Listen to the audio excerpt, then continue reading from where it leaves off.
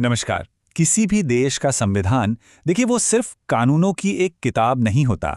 वो असल में उस देश की आत्मा, उसकी उम्मीदों का एक आईना होता है। तो आज हम भारतीय संविधान के उन्हीं हिस्सों में गोता लगाएंगे जो सरकार और नागरिकों दोनों के लिए एक नैतिक कंपस का काम करते हैं। चलिए इसी दिलचस्प सवाल से शुरुआत करते हैं। सोचिए, संविधान में कुछ ऐसे सिद्धांत हैं जिन्हें शासन के लिए मौलिक यानी फंडामेंटल माना गया है, पर अगर सरकार उन्हें लागू ना करे तो कोई भी उन्हें लेकर अदालत नहीं जा सकता। सुनने में ये थोड़ा अजीब लगता है ना, एक पहेली जैसा। तो चलिए इसी पहेली को सुलझाते हैं। सबसे पहले बात करते हैं उस वादे की जो संविधान ने राज्य यानी सरकार से किया है।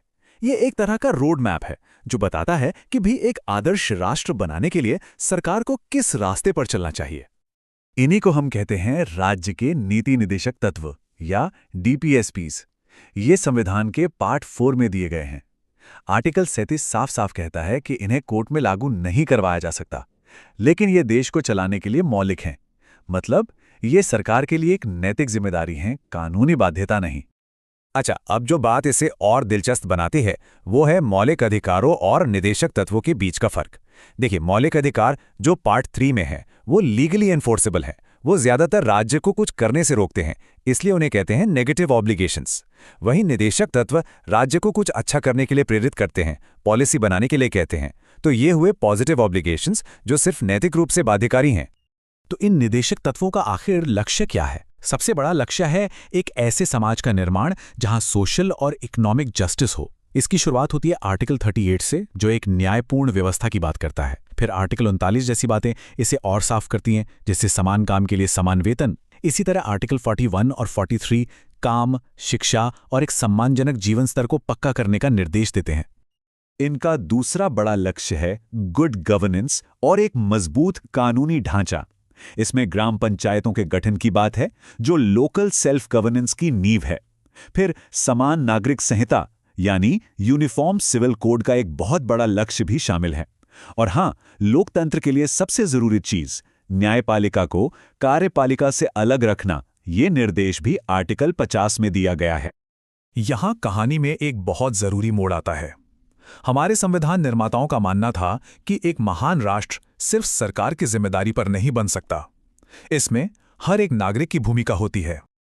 और यहीं पर तस्वीर का दूसरा बेहद अहम हिस्सा सामने आता है, मौलिक कर्तव्य। ये वो जिम्मेदारियां हैं जो संविधान ने देश के हर नागरिक को सौंपी हैं। संविधान में कुल 11 मौलिक कर्तव्य हैं जो आर्टिकल 51A में दिए गए हैं।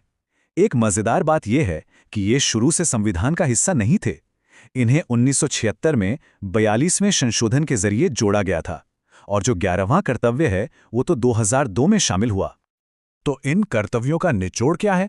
ये हमें संविधान का सम्मान करने, देश की एकता बनाए रखने, आपस में भाईचारा बढ़ाने, पब्लिक प्रॉपर्टी की रक्षा करने और व्यक्तिगत और सामूहिक रूप से बेहतर करने के लिए प्रेरित करते हैं।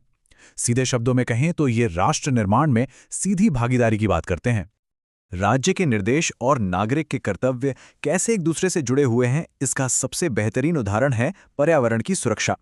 आर्टिकल 48A सरकार को पर्यावरण बचाने का निर्देश देता है, तो वहीं आर्टिकल 51AG इसे हर नागरिक का कर्तव्य बना देता है।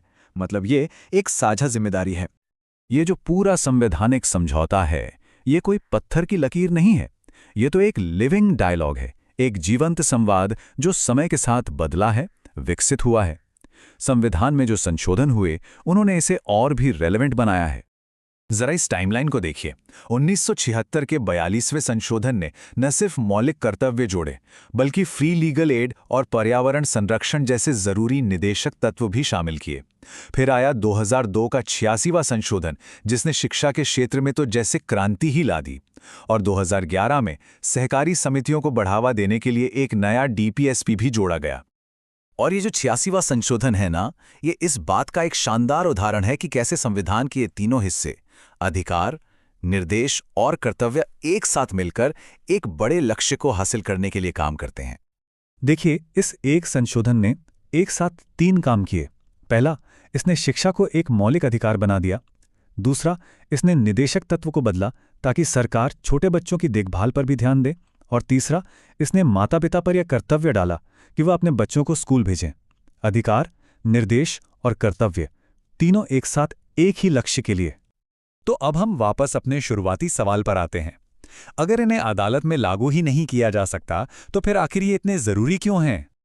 क्योंकि ये हमारे संविधान की आत्मा है। ये वो नैतिक दिशा निर्देश हैं जो हमें लगातार याद दिलाते हैं कि एक राष्ट्र के तौर पर हम क्या बनना चाहते हैं। ये सिर्फ कानून की बातें नहीं हैं, बल्कि हमारी सामूहिक चेतना का हिस्सा हैं। इनका महत्व 4 बड़ी बातों में छिपा है। पहला, ये सरकारों के लिए एक गाइड की तरह हैं जब वो कोई कानून बनाते हैं। दूसरा, ये हम नागरिकों को एक पैमाना देते हैं जिससे हम सरकार के काम को परख सकें। तीसरा, ये राष्ट्र निर्माण में सबकी भागीदारी को प्रोत्साहित करते हैं। और सबसे जरूरी, ये उस भारत की एक खूबसूरत तस्वीर पेश करते हैं जिसे बनाने का सपना हम सब मिलकर देखते हैं। तो अंत में ये सवाल सोचने वाला है, कानूनी ताकत के बिना भी ये सिद्धांत और कर्तव्य हमारे लोकतंत्र की जड़ों को असल में सींचते कैसे हैं, उन्हें मजबूत कैसे करते हैं? शायद असली ताकत कानूनों में नहीं, बल्कि नागरिकों और सरकार की साझा नैतिक जिम्मेदारी में ही छुपी है।